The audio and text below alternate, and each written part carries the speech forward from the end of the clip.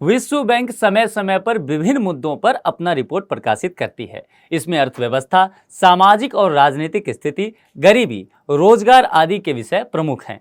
इन रिपोर्टों के आधार पर न सिर्फ संबंधित देशों को सुधार का अवसर मिलता है, बल्कि इससे विदेशी निवेशकों को भी निवेश संबंधी निर्णय लेना आसान हो जाता है। नमस्कार, मेरा नाम है मनीष भारती और आप देख रहे हैं संस्कृति आईएएस यूट्यूब चैनल।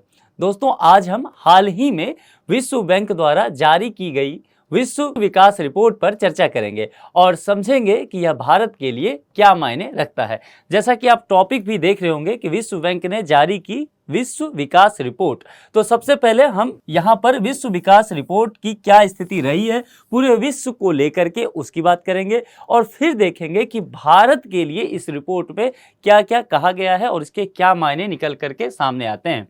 जैसा देखिए कि चर्चा में क्यों है, तो आप देख रहे होंगे कि यहाँ पर विश्व विकास रिपोर्ट 2023 की बात की गई है और टाइम्स ऑफ इंडिया की खबर आप देखेंगे 120% gain in income for Indians going abroad to work says WDR, यानी कि यहाँ पर वर्ल्ड डेवलपमेंट रिपोर्ट की बात की जा रही है। तो इसका कहना है कि यदि भारतीय कामगार जो हैं वह बाहर जाते हैं, विदेश जाकर के काम करते हैं, तो उनकी मजदूरी में उन्हें जो तनख्वाह मिलता है उसमें 120% तक इजाफा होने की संभावना रहती है। यह एक हेडलाइन है। निश्चित तौर पे इस हेडलाइन ने सुर्खी बटोरी है कि भारत के मुकाबले यदि वही भारतीय लोग जिनकी क्षमता बराबर ही है लेकिन वह सिर्फ विदेशों में चले जाते हैं, गल्फ कंट्री चले जाते हैं या यूएसए या फिर यूरोप में जाते हैं, तो उनकी तनख्वाह 120% तक की बढ़ जाती है। तो इसको देखते हुए यह समझा जा सकता है कि भारतीय कंपनियां जो अपने मजदूरों को, कामगारों को तनख्वाह देती है उसकी स्थिति क्या है। अब यहां समझ लीजिए कि इस रिपोर्ट में क्या क्या बातें की गई है। यह वर्ल्ड बैंक द्वारा 1978 से प्रकाशित एक वार्षिक रिपोर्ट है। वार्षिक रिपोर्ट कहने का मतलब क्या है कि प्रति वर्ष यह रिपोर्ट जारी किया जाता है विश्व बैंक के द्वारा और 1978 से ही यह किया जाता रहा है, लगातार प्रत्येक वर्ष किया जाता है। यह रिपोर्ट जो है आर्थिक विकास के एक विशिष्ट पहलू का गहन विश्लेषण करके प्रकाशित होता है। अब यहाँ पर एक टर्म आप देख रहे होंगे, आर्थिक विकास। तो आर्थिक विकास और एक टर्म यही आता है आर्थिक समृद्धि।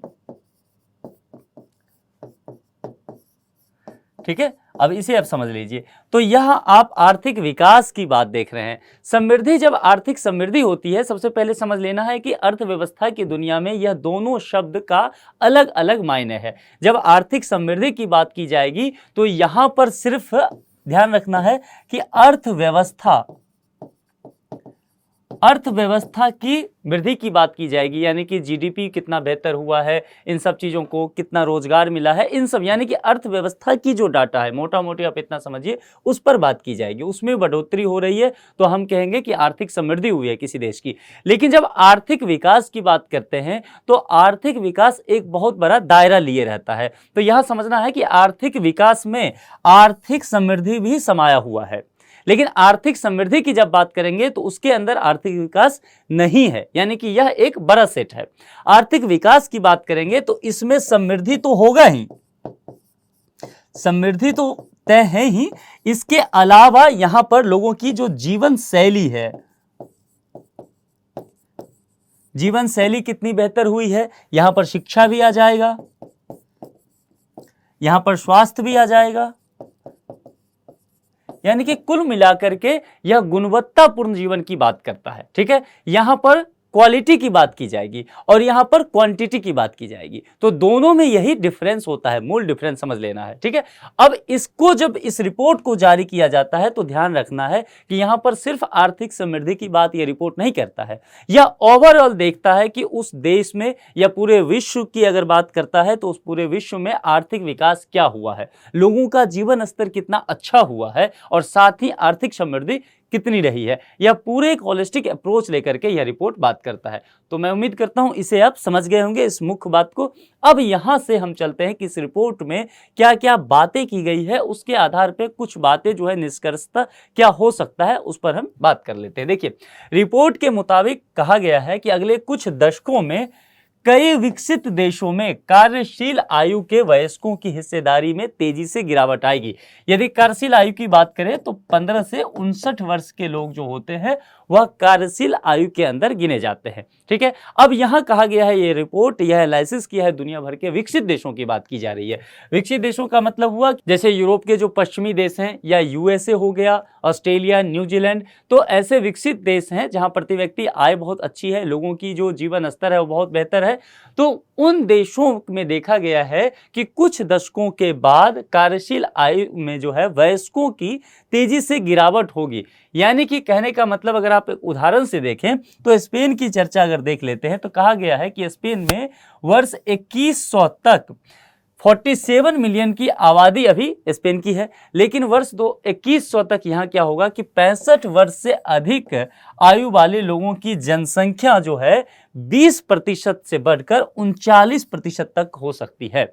अब यहाँ ध्यान देने की बात है कि यदि 65 वर्ष से अधिक आयु के लोगों की जो पॉपुलेशन है वह तकरीबन 40% तक हो सकती है, इसका मतलब ये लोग जो है वह कार्यशील आयु में नहीं आते हैं, यानी कि काम करने की स्थिति में नहीं रह जाएंगे। अब मान लीजिए किसी देश की जो है 40% आबादी ऐसी हो जो वह किसी और पर निर्भर हो, वह काम करने की स्थिति में नहीं हो, वह कार्यबल में शामिल नहीं होता है, तो आप समझ सकते हैं कि उस देश की कितनी बुरी स्थिति हो जाएगी यदि हम अर्थव्यवस्था की स्थिति से देखें। तो अधिकांश कम आय वाले देशों में तेजी से जनसंख्या वृद्धि देखने को मिल रहा है। यहाँ एक बात तो विकासशील देशों को लेकर के कहा गया है कि आने वाले कई दशकों में विकासशील देशों में जो कार्यशील आयु वर्ग है उसमें गिरावट देखने को मिलेगा, लेकिन दूसरी तरफ कहा गया है कि वो सारे देश जहां पर कम आय होता है, लोगों की प्रति व्यक्ति आमदनी कम है, वहां पर जनसंख्या वृद्धि तेजी से देखने को मिल रहा है।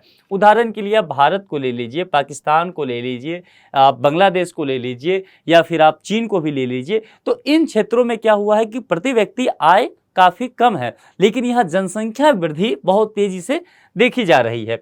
अब यहाँ अगर इस तरह का स्थिति होगा तो इससे क्या होगा कि इन देशों में वो सारे देश जहां पर कम आय वाले देश हैं, यानी कि अल्प विकसित देश हैं या विकासशील देश हैं, वहां पर उस देश की व्यवस्था पर, उस देश की अर्थव्यवस्था पर यह बोझ होगा कि वह अपने युवाओं के लिए अधिक से अधिक रोजगार सृजन करे। क्यों? क्योंकि वहां पर देखिए, एक तो है कि वह देश है जो अभी विकसित नहीं हुआ है, अल्प विकसित है, वहां पर संसाधनों का पूर्णतः दोहन नहीं हुआ है, यानी कि संभावना बनी हुई है, और वहां पर जनसंख्या लगातार बढ़ती जा रही है, यानी कि तकनीक नहीं आया है, जनसंख्या बढ़ती जा रही है, तो क्या होगा, उस देश की अर्थव्यवस्था पर बोझ बढ़ता जाएगा।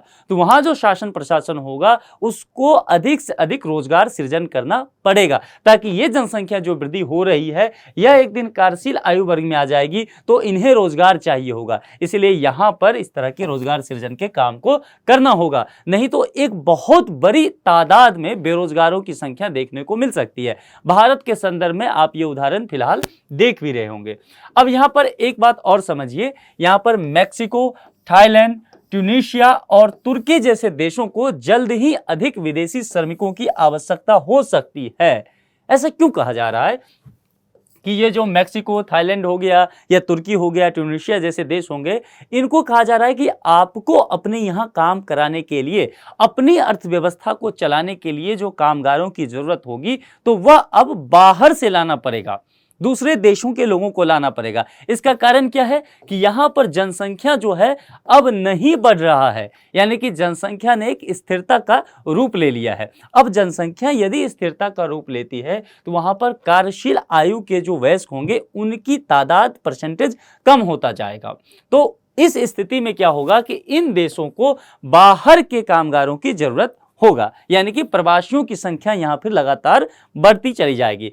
रिपोर्ट के अनुसार जो है विश्व की 2.3 प्रतिशत आबादी अपनी राष्ट्रीयता वाले देश से बाहर रह रही है। कहने का मतलब यहां एक उदाहरण से समझिए, कहा जा रहा है कि पूरी जो विश्व का पॉपुलेशन है उसमें 2.3% लोग जो हैं उस देश में नहीं रहते हैं जहां के वो नागरिक हैं। कहने का मतलब है भारत का कोई व्यक्ति है लेकिन वह काम करने के लिए यूएसए गया है, ठीक है, अब यहां पर वह एनआरआई के रूप में है, लेकिन यहां पर वह मूल निवासी कहां का है, भारत का, तो नागरिकता उसके पास कहां की है, भारत की। लेकिन वह काम कर रहा है यूएसए में। तो ऐसी पॉपुलेशन पूरे विश्व में कितना है, 2.3% ऐसा देखा गया है। दूसरा फैक्ट देखिए, 43% जो है निम्न और मध्यम आय वाले देशों में रहते हैं। यहाँ पर एक और बात की गई है कि 43% विश्व की जो जनसंख्या है वह कहाँ किन देशों में रह रही है, तो निम्न और मध्यम आय वाले जो देश हैं वहां पर वो रहती है। यहां पर एक डेटा आप यहां देख लीजिए, यहां पर इकोनॉमिक माइग्रेंट्स की बात की जा रही है। तो यह देखना है कि किन किन ग्रुप में कहां कहां पर इकोनॉमी माइग्रेंट सबसे ज्यादा हैं। यदि आप यहां पर देख लीजिए, यहां से शुरुआत करते हैं कि हाई इनकम कंट्रीज जो हैं वहां पर माइग्रेंट की क्या स्थिति है। तो यहां पर इस डेटा से आप देखिए, हाई इनकम कंट्रीज में 40% जो है माइग्रेंट्स है। तो यहां पर देख लीजिए आप, यहां पर इकोनॉमिक माइग्रेंट जो है वह 35% हिस्सेदारी रखता है, यानी कि ये सारे लोग इन देशों में गए हैं कामकाज की तलाश में। इसके अलावा 5% जो है वह शरणार्थी हैं, रिफ्यूजीज गए हैं यहां पर माइग्रेंट होके। ये हाई इनकम कंट्रीज की बात की जा रही है, यानी कि इसमें यूएसए आ जाएगा, आपका जो यूरोप का पश्चिमी भाग है वह आ जाएगा, इसमें ऑस्ट्रेलिया, न्यूजीलैंड जैसे देश इसमें आ जाएंगे। यहां पर अगर चलते हैं लो एंड मिडिल इनकम कंट्रीज की बात करते हैं, तो यहां पर 43% माइग्रेंट की स्थिति देखी जाती है। इस 43% में आप देखेंगे तो इकोनॉमिक माइग्रेंट जो है वह 28% है, यानी कि इन देशों में 28% लोग जो हैं वह कामकाज की तलाश में गए हैं। जैसे कि एक उदाहरण से बताता हूं, इसमें एक कंट्री इस ग्रुप में आ जाएगा, अपना प्यारा देश भारत, इंडिया। तो यहां पर मिडिल इनकम कंट्रीज के रूप में भारत जाना जाता है। तो यहां पर इंडिया में मान लीजिए कोई एक व्यक्ति आता है, कहां से, नेपाल से, ठीक है। तो नेपाल से जो वह व्यक्ति आएगा वह किस में आ जाएगा, इस 28% की आबादी में आ जाएगा। वह कामकाज की तलाश में भारत आ गया है, इकोनॉमिक माइग्रेंट्स उसे बोला जाएगा, ठीक है। अब यहीं पर एक चीज देख लीजिए कि इसमें रिफ्यूजीज जो हैं वह 15% हैं, यानी कि शरणार्थी जो हैं वह 15% आ गया इन देशों में। अब जैसे कि मान लीजिए भारत है, इसी एग्जाम्पल को लेते हैं, नेपाल वाले तो आ गए मान लीजिए इकोनॉमिक माइग्रेंट बन के, लेकिन यहां पर रोहिंग्या आ गया, म्यांमार से रोहिंग्या भारत पहुंच जाते हैं बांग्लादेश होते हुए, या रोहिंग्या बांग्लादेश भी चले जाते हैं, इंडिया आ गए, दिल्ली पहुंच गए। तो वह क्या हुआ कि यहां पर म्यांमार में उसकी जो है सामाजिक राजनीतिक स्थिति उनकी बदल गई, दयनीय हो गई। इस वजह से वो वहां से माइग्रेंट होकर के इंडिया पहुंच जाते हैं। तो इस स्थिति में इन देशों में 28% जो है इकोनॉमिक माइग्रेंट लोग होते हैं और 15% रिफ्यूजीज यहां पहुंचे हैं। यह तो हो गया ये मामला। अब चलिए एक और तरह के संगठन जो है देश है वहां पहुंचते हैं। जीसीसी कंट्रीज की बात की गई है। जीसीसी का मतलब होता है गल्फ कोऑपरेशन काउंसिल। तो जो गल्फ कंट्रीज है वहां पर 17% देखा जा रहा है कि माइग्रेंट्स हैं। एक बहुत दिलचस्प आंकड़ा इस रिपोर्ट के आधार पर आपको देखने को मिलेगा।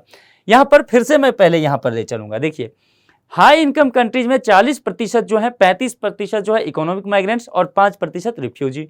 लो एंड मिडिल इनकम कंट्रीज में 43% माइग्रेंट हैं, जिनमें इकोनॉमिक माइग्रेंट्स की संख्या है 28% और 15% रिफ्यूजी। लेकिन दिलचस्प आंकड़ा यहां देखिए, GCC gulf corporation council countries जो हैं उसमें 17% जो लोग हैं माइग्रेंट हैं।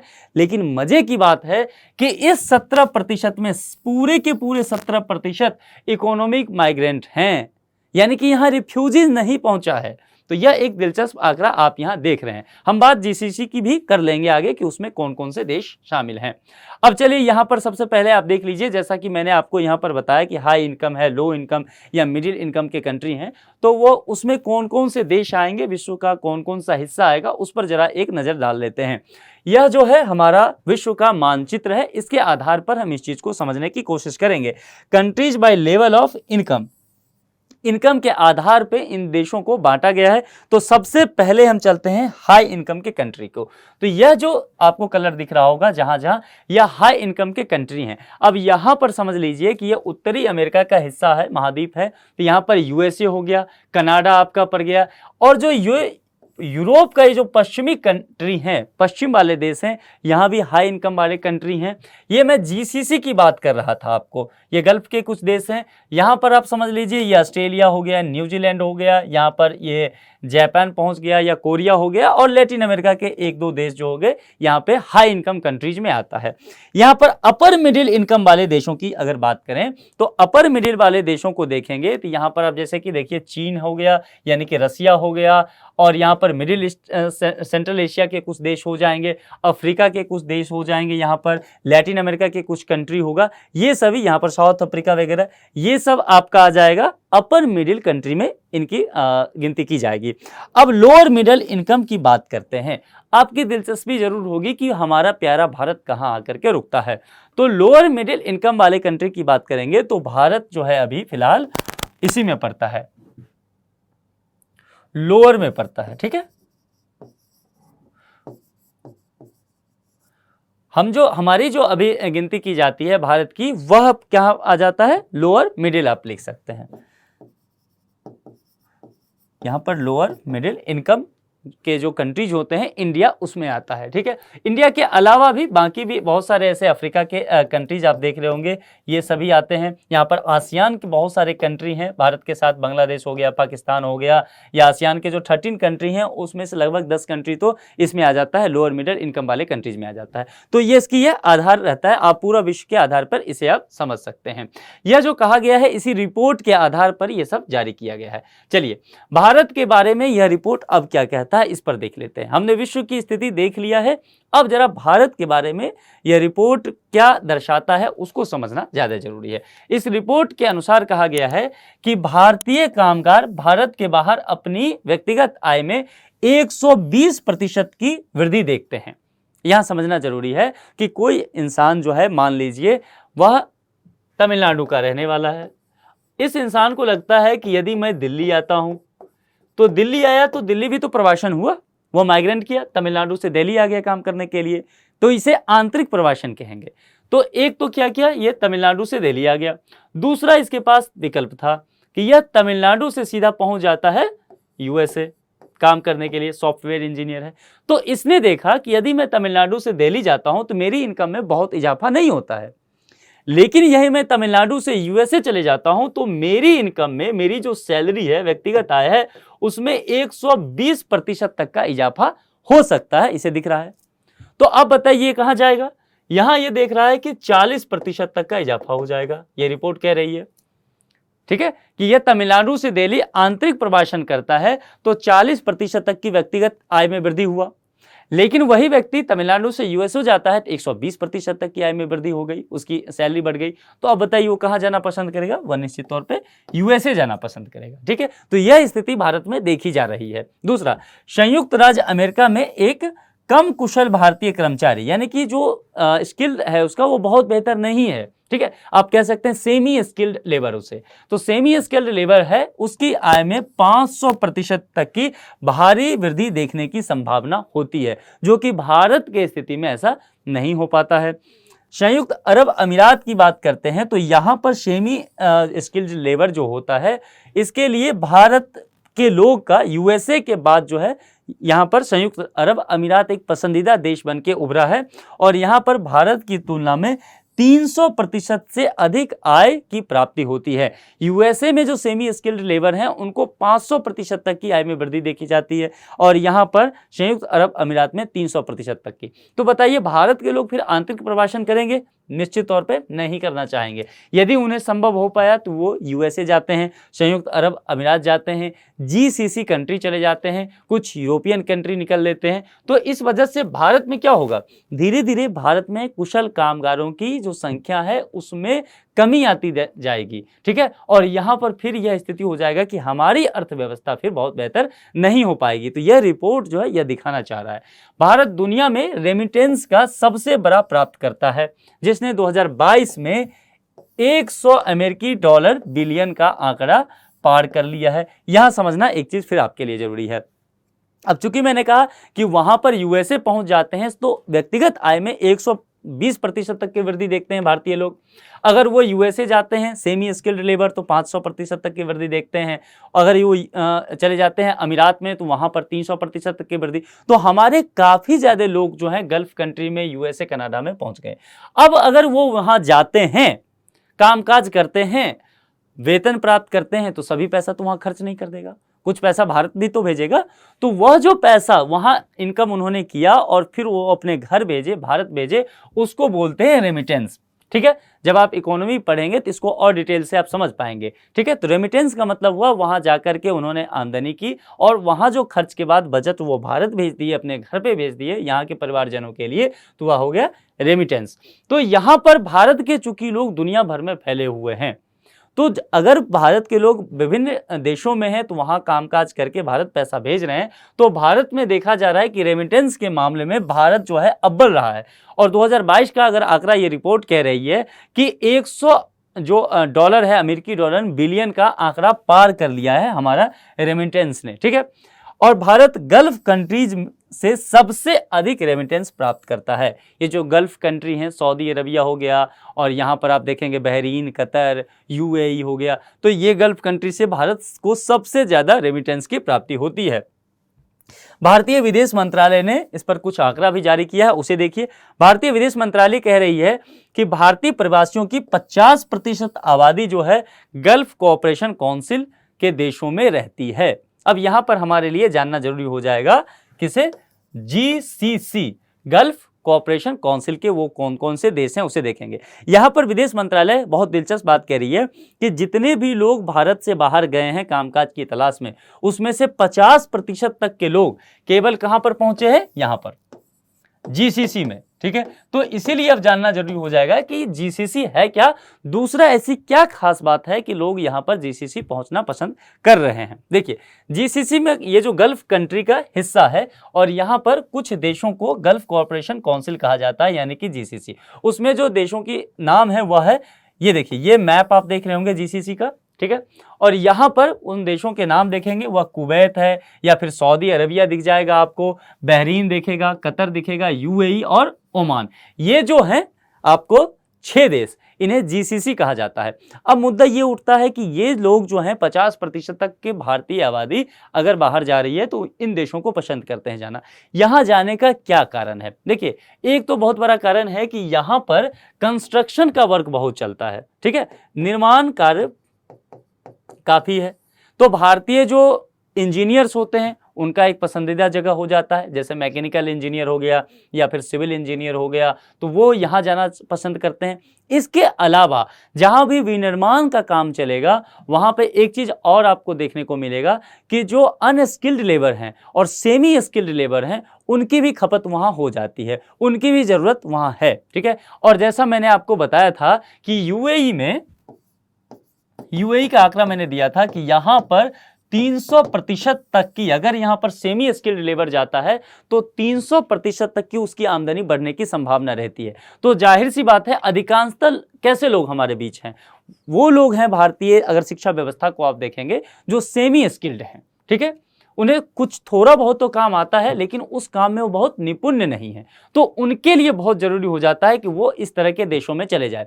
यहाँ पर वीजा भी आसानी से लग जाता है। ठीक है, इसके वजह से इन्हें काम मिल जाता है और इसी कारण से ये अधिक से अधिक इन देशों में जाना पसंद भी करते हैं। ठीक है, अब हम आगे बढ़ते हैं और रिपोर्ट में मैच मोटिव फ्रेमवर्क की बात की गई है। तो ये बहुत इंटरेस्टिंग एक टर्म आया है, इसे आप ध्यान से नोट कर लीजिए या कहीं लिख लीजिए। जब भी आप इस तरह का कभी क्वेश्चन आ जाए और आप मेंस का आंसर राइटिंग करें तो इस वर्ड को यदि आप लिखते हैं तो आपका आंसर राइटिंग बहुत अच्छा हो जाएगा, उसमें डेप्थ आ जाएगा। तो मैच मोटिव फ्रेमवर्क क्या है, जरा हम इस पर बात कर लेते हैं। देखिए, यह फ्रेमवर्क जो है, जैसा कि देखिए ये नाम से ही पता लगता है, मैच का मतलब होता है मिलान करना। ठीक है भाई, तो पहले तो नाम से ही इसको आसान कर दीजिए, मिलान करने की बात। मोटिव का मतलब क्या है, उद्देश्य, कि जहां चाह वहां राह, यानी कि आप जो चाह रहे हैं वही हम चाह रहे हैं। ठीक है, तो मिलान हो गया, उनका उद्देश्य भी मिल गया। और फ्रेमवर्क क्या होता है, किसी काम को करने की एक पॉलिसी तय करना, एक प्लानिंग करना, इन सब चीज़ों को फ्रेमवर्क कहते हैं। तो यही बातें हैं मोटा मोटी इसमें। अब जरा इसको हम डिटेल से, रिपोर्ट क्या कहा है, किस तकनीकी भाषा का इस्तेमाल करके उसे देख लेते हैं। देखिए, रिपोर्ट में कहा गया है यह फ्रेमवर्क देशों के लिए नीतिगत प्राथमिकताओं की पहचान करता है, यह तय करता है कि क्या रूल रेगुलेशन के स्तर पर क्या प्रायोरिटी है। ठीक है, अब यहां पर समझिए, मैच को देख लीजिए, हम मैच की बात किए थे। मैच का मतलब वो क्रिकेट मैच नहीं, मैच का यह मतलब है प्रवासियों के लिए कौशल और संबंधित विशेषताएं गंतव्य देशों की आवश्यकताओं से कितनी अच्छी तरह से मेल खाती हैं। ठहर जाना है। अब इसे एक उदाहरण के जरिए मैं आपको समझा देता हूं। चलिए यूएई की ही बात कर लेते हैं, क्योंकि यूएई की काफी चर्चा की है, जीसीसी भी हमने समझा है, तो यूएई की बात करते हैं और अपना प्यारा देश भारत लेते हैं, इंडिया। तो इंडिया से कोई कामगार जाना चाहता है यूएई, यहां पर काम है कंस्ट्रक्शन का वर्क है, ठीक है। और ये इंडिया से आदमी यहां जाना चाहता है जो काम करना चाहता है। अब कोई आदमी यहां इंडिया से जाना चाहता है, कंस्ट्रक्शन का वर्क है, बिल्डिंग्स वगैरह बन रहे हैं, तो जाहिर सी बात है उसे राजमिस्त्री का काम आना चाहिए। मान लेते हैं सेमी स्किल्ड लेबर है, उसे राजमिस्त्री का काम आना चाहिए, ठीक है। अब यहां देखने की बात है, यूएई में भी जरूरत है इसी लेबर की, ठीक है, जो वहां मकान बना सके, रोड बना सके। तो और यहां इंडिया के पास भी ऐसे ही लोग हैं। अब जरा देखिए, इसके अलावा यहां पे कंस्ट्रक्शन का वर्क चल रहा है, तो यहां पर सिविल इंजीनियर की जरूरत है। समझ रहे हैं, सिविल इंजीनियर की जरूरत है, और भारत के पास अच्छे खासे तादाद में सिविल इंजीनियर हैं। अब यहां पर समझ लीजिए, कंस्ट्रक्शन का काम चल रहा है तो मैकेनिकल इंजीनियर की भी जरूरत होगी। भारत के पास मैकेनिकल इंजीनियर है, इसको जरूरत है। यहां पर इलेक्ट्रीशियन की जरूरत होगी, और भारत के पास इलेक्ट्रिक इंजीनियर बहुत हैं, इलेक्ट्रीशियन भी हैं, यहां पर है और इसको रिक्वायरमेंट है।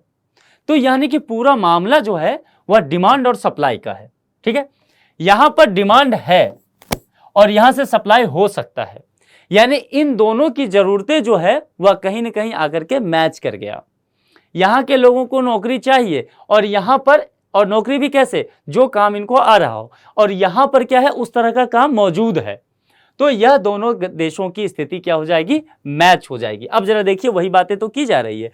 प्रवासियों के लिए जो बाहर से जा रहे हैं, कौशल यानी कि जो काम उनको आ रहा है, और संबंधित विशेषताएं गंतव्य देशों की, ठीक है, आवश्यकताओं से कितनी अच्छी तरह मेल खाती है। प्रवासी जिस देश पे जाते हैं, यह हो गया यूएई गंतव्य देश, तो कितनी मेल खाती है, यह बातें हो गई। चलिए अगले पॉइंट पे आते हैं।